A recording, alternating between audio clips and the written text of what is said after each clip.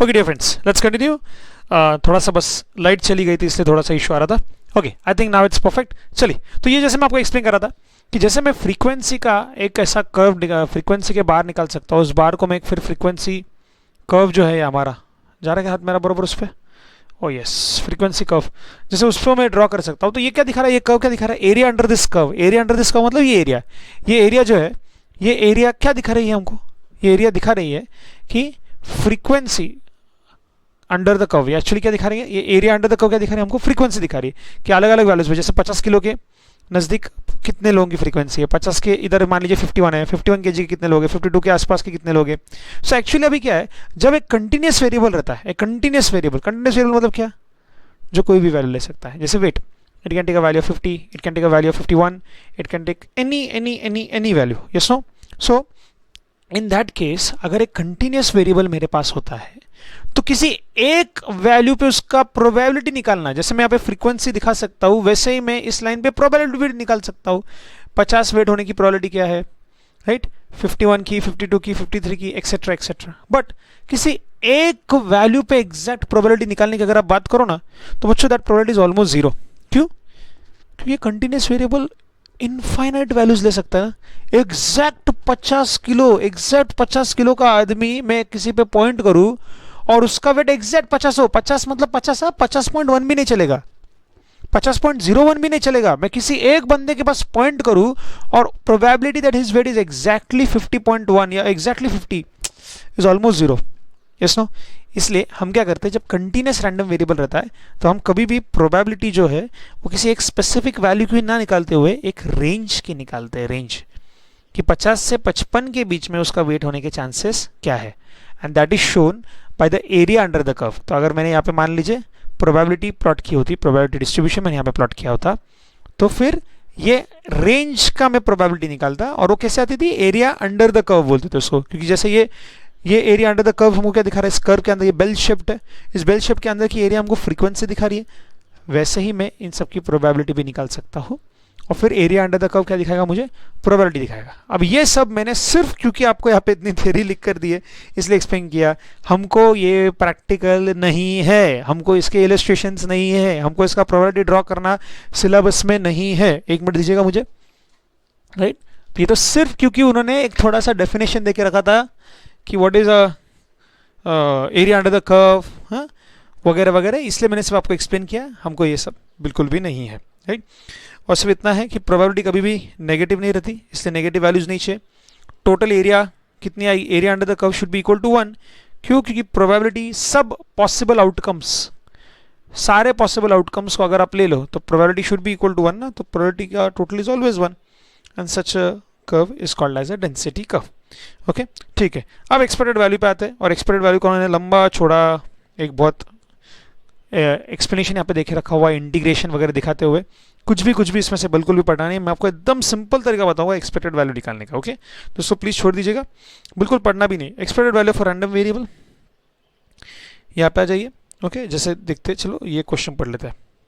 Okay, तो देखिए, possibility देके रखिए कि अगर मैं एक बिजनेस स्टार्ट करूं बच्चों, तो क्या क्या आउटकम हो सकता है। तो आउटकम हो सकता है कि मान लेते हैं मैं $3000 कमाऊं, या हो सकता है मैं 12,000 लॉस कमाऊं। मैंने एक बिजनेस स्टार्ट करने के बारे में सोच रहा हूं, और उस बिजनेस के चांसेस ये, the probability of me earning $3000 is 0.8। तो मैं 3000 रुपए बोलो, डॉलर्स बोलो, 3000 रुपए कमाऊं मैं, इसकी प्रोबेबिलिटी कितनी देखे रखिए, 0.8। मैं 12,000 कमा सकता हूं, इसकी प्रोबेबिलिटी क्या देखे रखिए, 0.2, yes no.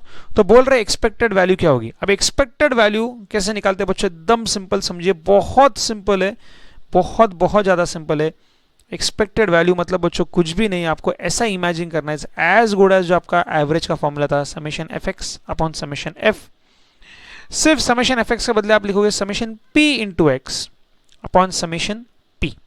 Summation F x रहता था हमारा एवरेज निकालने का फॉर्मूला, याद है, अरिथमेटिक मीन का।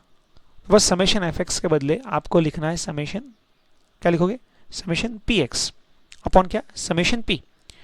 और हमको पता है कि समेशन ऑफ प्रोबेबिलिटी हमेशा 1 रहता है, तो सिर्फ बचेगा क्या at the end, summation P X ही बचेगा, क्योंकि प्रोबेबिलिटी की टोटल तो हमेशा 1 ही रहती है ना। समेशन ऑफ पी एक्स क्या आएगा बच्चों, 1 ही आएगा। तो ये 1 लिखने की जरूरत ही नहीं। तो फाइनली बस ऐसा फॉर्मूला हो गया कि एक्सपेक्टेड वैल्यू निकालना है तो कुछ भी नहीं, प्रोबेबिलिटी को उस वेरिएबल के साथ मल्टीप्लाई करते हैं, समेशन पी एक्स आपको लेना है। तो ये क्या रहता है एक्चुअली, ये ऐसा रहता है जैसे फॉर एग्जाम्पल आप एक कॉइन के बारे में सोचो, कॉइन में हेड आने के चांसेस क्या रहते हैं 1/2 और टेल आने के चांसेस क्या रहते हैं 1/2। So if a coin is tossed, head 1/2 आएगा, टेल 1/2 आएगा, ऐसा नो। तो हेड के आने के अगर आपको सिर्फ हेड के बारे में अगर मैं बात करूं, हेड के चांसेस क्या है, मैं अगर सिर्फ लिखूं टेल के चांसेस क्या है अगर लिखूं, और फिर मैं अगर आपको बोलूं कि यार अगर मैं 100 बार कॉइन टॉस करता हूं हेड कितनी बार आएगा, तो रफली आप क्या बोलोगे, सर हेड आने के चांसेस 50% है। तो 100 बार अगर आप कॉइन टॉस कर रहे हो तो expected value of heads is 50 heads, ये एक्सपेक्टेड वैल्यू है। जैसे मैंने आपको लास्ट सेशन में कहा, we are not talking about probability any more, probability is gone, we are now going to talk about some values, temperature, rainfall, हाँ, heads कितने आएंगे, टेल्स कितने आएंगे। तो अगर मैं 100 बार कॉइन टॉस कर रहा हूं, सो रफली यू कैन एक्सपेक्ट कि I will get 50 heads if I am going to toss the coin 100 times. Why? because the probability of head is 0.5. so since the probability of the head is 0.5, अगर मैं 100 बार coin toss कर रहा हूं तो heads कितनी बार गिरने के chances है, से एक्सपेक्टेड वैल्यू इज 50। अच्छा 1000 टाइम्स अगर मैं कॉइन टॉस करूं तो सब 500 के आसपास चांस है। सेम बच्चों वैसा ही अगर मैं बिजनेस कर रहा हूं तो 3000 रुपीज कमाने की प्रोबेबिलिटी क्या है मेरी 0.8, 3000 रुपीज कमाने की। मैं 12,000 रुपीज कमाऊं या डॉलर्स कमाने की प्रोबेबिलिटी क्या है 0.2। तो एक्सपेक्टेड क्या होगा, अगर मैं बहुत सालों तक ये बिजनेस रन करूं तो रफली एक्सपेक्टेड ये रहेगा कि आप करो ये 0.8 इंटू 3000 कितना आएगा, ये 2400 पॉजिटिव, और ये माइनस है बच्चों, ये लॉस है। सो 0.2 इंटू 12,000 अगर आप करते हो, राइट, सो 0.2 इंटू 12,000, एक्चुअली ये क्वेश्चन में थोड़ा गलत प्रिंट हुआ है, ये क्वेश्चन में 3000 नहीं 5000 होना चाहिए। ये देखिए उन्होंने सोल्यूशन लेते हो तो उसको 5000 लिया है ना, तो आप भी उसको 5000 के हिसाब से सॉल्व करेंगे तो ही आंसर उनके साथ मैच होगा। क्वेश्चन में गलती से 3000 लिखा है, करेक्शन करिए, इट इज 5000। यहाँ पे देख सकते हो आप सोल्यूशन में उन्होंने 5000 लिया है। तो 5000 इंटू 0.8 जब मैं करता हूँ तो आंसर क्या आएगा, ये 4000, और ये 12,000 इंटू 0.2 करता हूँ, माइनस है लेकिन ना माइनस, तो ये क्या आएगा -2400। तो एक्सपेक्टेड वैल्यू क्या होगी जब आप ऐड कर दोगे, आंसर आएगा आपका 1600। इसका मतलब क्या हुआ समझते हो, इसका मतलब ये कि अगर रफली मैं ये बिजनेस को बहुत बहुत सारे साल तक चलाऊं तो अब रफली ऐसा सोच लेना कि ऑन एन एवरेज में हर साल 1600 रुपए कमाऊंगा।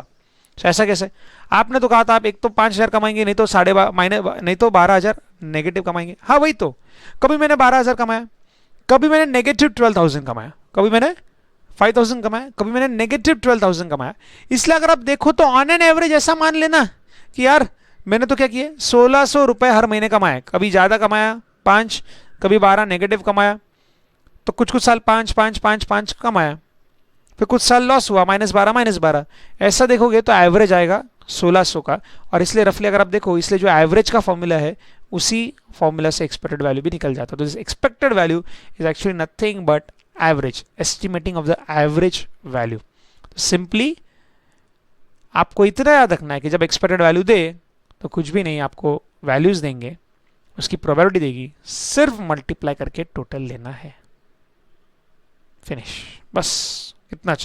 कर्व वगैरह हमारे इसमें नहीं है, हमारे सिलेबस में कंटिन्यूअस रैंडम वेरिएबल का वैल्यू निकालना नहीं है, सीएस फाउंडेशन में नहीं है, सीए फाउंडेशन में ये है, जहाँ पे फिर वो बाइनोमियल थ्योरम वगैरह सब पढ़ते हैं। लेकिन अभी के लिए सीएस फाउंडेशन के सिलेबस में अगर आप सिर्फ देखो तो बस आपको ये मिलेगा कि प्रोबेबिलिटी और एक्स दिया जाएगा, मल्टीप्लाई करके आपको पी एक्स निकालना है, उसकी टोटल लेनी है, दैट इज एक्सपेक्टेड वैल्यू।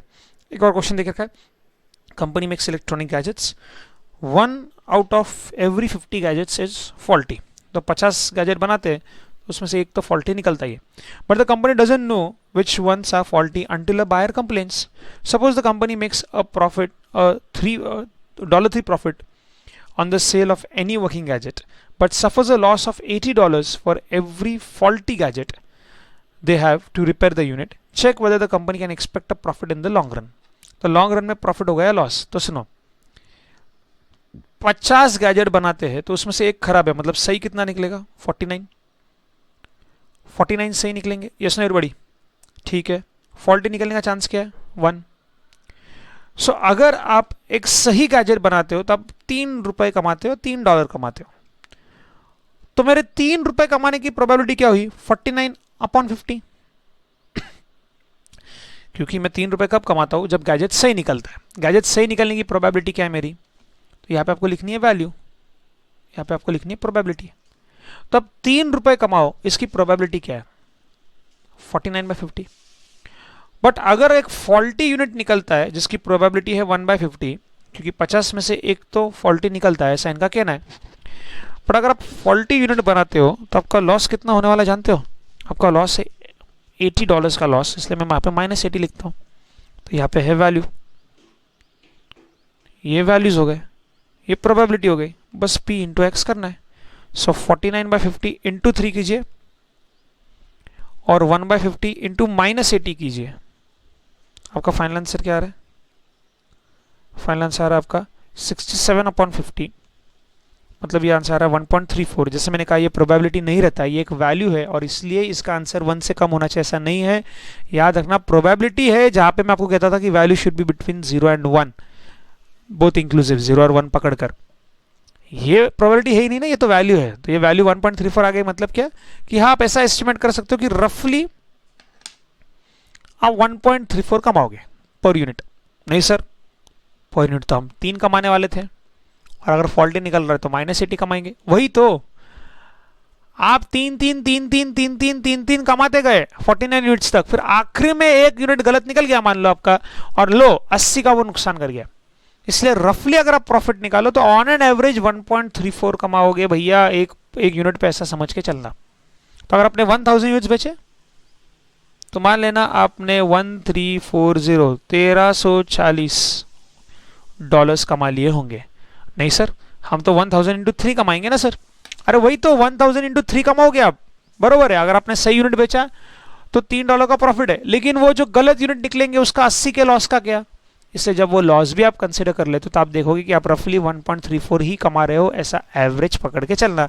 कुछ भी नहीं करना है, जो वैल्यूज है आपको दिए जाएंगे क्वेश्चन में। ये ऐसा वर्ड प्रॉब्लम भी नहीं आएगा, प्रॉब्लम ही नहीं आता है क्वेश्चन। सर तो आता क्या यार एग्जाम में, हम तो सोच रहे हैं सर आएगा क्या एग्जाम में। आप तो हर बार कह रहे हैं ये सेट ऑफ क्वेश्चंस नहीं आते। और बच्चों बिलीव मी, CS फाउंडेशन के एग्जाम में स्टैटिस्टिक्स पढ़ाना, मतलब यार मुझे समझ में ना आता ये क्यों चाहती है इंस्टीट्यूट में आपको ये पढ़ाऊं, क्योंकि एग्जाम में तो आता ही इतना हलवा है कि क्या बताओ आपको। एक तो थ्योरी क्वेश्चंस आएंगे गिन चुन कर, 3-4 प्रैक्टिकल क्वेश्चंस आएंगे, 4-5 बहुत हो गए, एंड वो 4-5 questions also they are so simple at the end it's as if कि बाबा why did they really put statistics in your syllabus if they really wanted you to study only that level. Okay, it is because आपको आगे अगर आप देखो तो practical इतना ज़्यादा टफ नहीं है। हालांकि एग्जीक्यूटिव में है फाइनेंशियल मैनेजमेंट, इवन अकाउंट्स, वहाँ पे आपको बहुत प्रैक्टिकल स्ट्रांग लगता है और वहाँ पे ये मैथ्स के कॉन्सेप्ट आपको बहुत काम के रहेंगे। Even in accounts I am telling you, average वगैरह तो बहुत लगेगा, वेटेड एवरेज ड्रास्टिकली, प्रोबेबिलिटी थोड़ा बहुत आपको FM में लगने वाला है, और सिंपल इंटरेस्ट, कंपाउंड इंटरेस्ट का ये जो नॉलेज है आपको वापस FM में लगने वाला है। इसलिए उस हिसाब से उन्होंने एक एलिमेंट्री लेवल पे आपको सिर्फ एक वाकिफ कराने के लिए सिलेबस यहाँ पे दिया हुआ है। ये सब वापस डिटेल में अच्छे से आपको एग्जीक्यूटिव लेवल पे पढ़ना ही है, just don't worry about it. Okay, वो तो होने ही वाला है।